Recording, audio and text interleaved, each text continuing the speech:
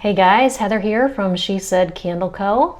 And today's video is all about starting a candle business in 2023. My name is Heather, and I just recently launched She Said Candle Co. January 15th of 2023, and I am here to share with you my experience and the steps that I took to get started.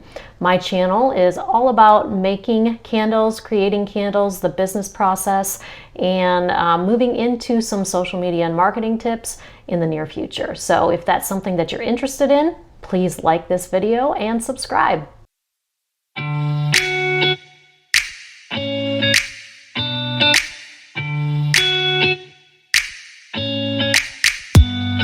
We're going to get right into it. So I've got 5 steps here that I took to start my candle business. And I'm going to share with you the links for the different groups in Facebook that helped me, and then some of the other products that I use to get started, just for websites and things like that. But I'm just going to go ahead and get right into it. You will be able to listen to this video while you're driving, kind of like a podcast. There's not going to be anything super visual that you need to see. It's just going to be me here kind of spouting off about my experience. So super excited to be sharing this. I hope that it helps people. The candle business is booming, and anytime I get on Instagram or Facebook, I can see that there's been new candle makers, all different shapes, sizes, and styles, which is cool to see. So without further ado, let's go. Step number 1 is establishing your brand and business. And this does include creating a business plan.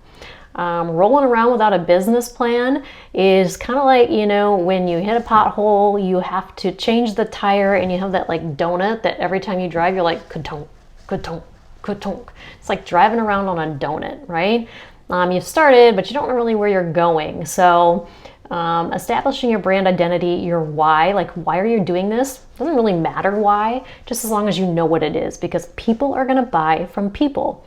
And so if your situation or your story or just the fact that you love crafts, somebody relates to that, they're going to buy your product over somebody else. So making sure that you talk about those things and about your brand is going to be hugely important, but you're not going to know how to talk about it if you don't know what it is. So you have to establish that. And along with establishing your brand and kind of your business goes with naming it, right? And getting a domain name for your website, which we'll talk about in the future.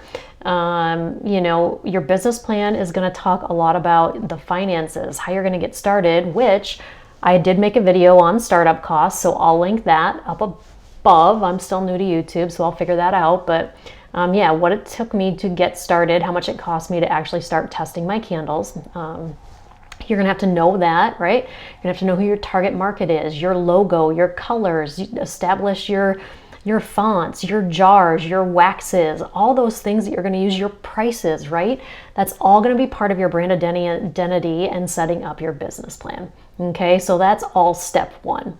And once you've got that figured out, you can move on to step 2, right? Because then that's the point at which you start purchasing your products in order to test, right? Which is number 2, testing.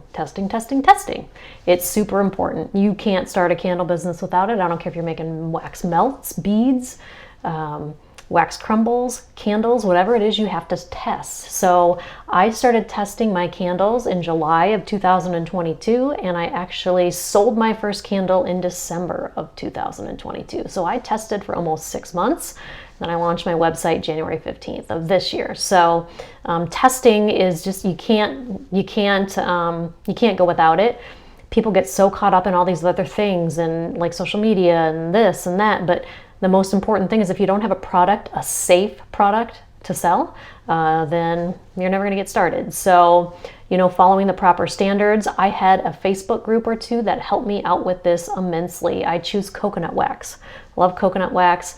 And I found a group, For the Love of Coconut Wax, I believe is the name of it. I will link those in the video description so that you can check them out.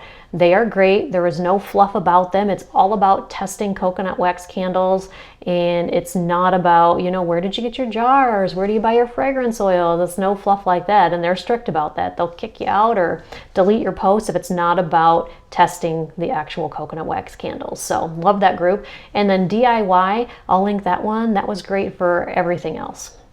You can talk about some of these other things like labels and jars and other stuff in that group, and that's also very helpful. So both of those groups were huge when I first, started my candle business.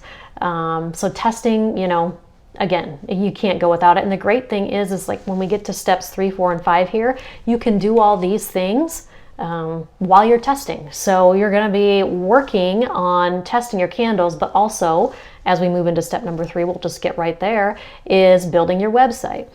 So while you're testing, you can be building your website, and that's going to take a little bit of time too, right? I highly recommend like Shopify. I have WooCommerce hosted by WPX, and that's great too, but I built it myself. And if you're not tech savvy or you don't have that knowledge, that's going to be really challenging for you. But from everything I see and what I've read and all the research that I've done, Shopify is pretty plug and play.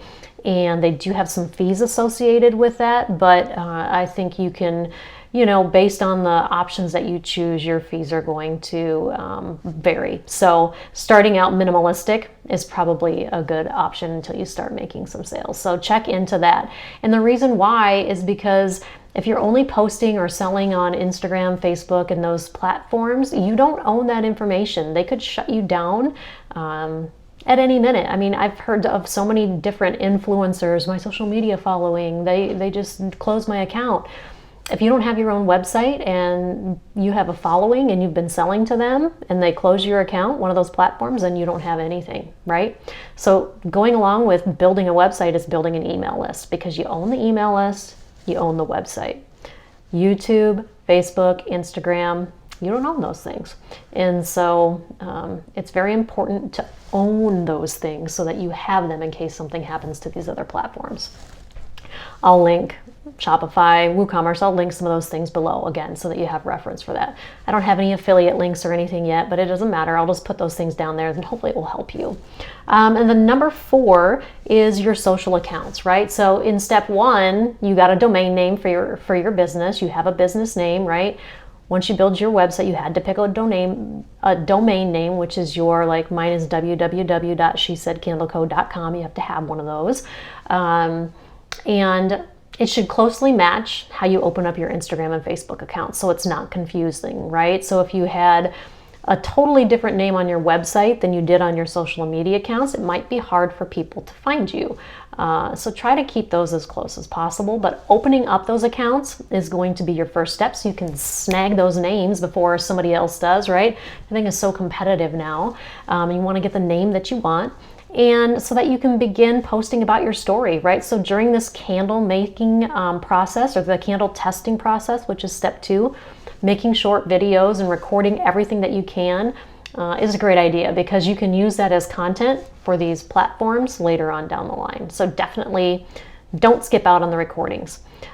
They're huge. I even go back to the beginning now and I post little things in my Instagram stories. So yep, keep that in mind when you're opening up these social accounts, that you're going to use those videos from when you're testing. And then number 5 is, still while you're testing, building your website and doing the social account stuff, is registering your business as an LLC or whatever legal platform that your attorney or accountant suggests that you choose. I'm neither one of those things. I'm an LLC for my candle company, but that might not be the type of identity you choose to register your business as. Whatever it is, get the help of an accountant or an attorney with those things. There's some protection involved if you're making candles under your own name versus an LLC. So find out what those things are, at least check into it, and then getting insurance. So, there's a big question. When do I get insurance? When do I need it? I started looking for insurance right away, but I didn't purchase it until I actually started handing out my candles as gifts for testers. Like once I had solidified something that I thought was great, and then I gave it to my family and friends to actually try in their home before I actually sold it, that's when I got insurance. And I use Handcrafted Soap and Cosmetic Guild. And one thing that I didn't know is that I get discounts at places. So I received this email the other day and it said, welcome new member, look at our partners. One was Candle Science, got 10% off there. Avery labels, I use them anyway, but there was a coupon code in there that I had no idea about. So check that information out. When you get insurance, you might have some perks, right?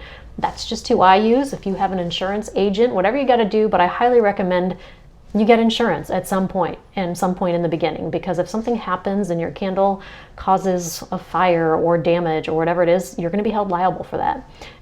And if you don't have insurance, it could cost you a lot of money. So definitely something that you should consider.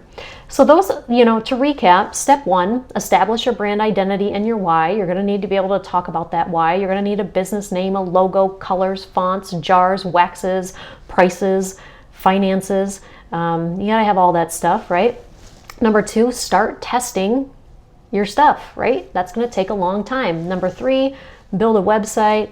4, establish your social accounts. 5, register your business and get insurance. Those are the basic 5 steps that I took before I actually said, all right, everybody, hello world, here I am.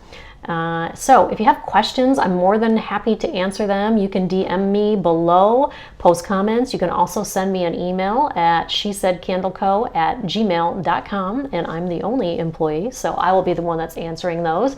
More than happy to help. But if you like this video and you found it helpful, please hit subscribe and like. Right now I'm speaking to about 24 subscribers, so hopefully the word spreads fast. So lonely with just a room full of only 24 people. But anyway, I'll be making some videos individually about some of these things so that we can dive deeper into them. This is just a recap and kind of a general information of what I did to get started. Have a great day, everybody.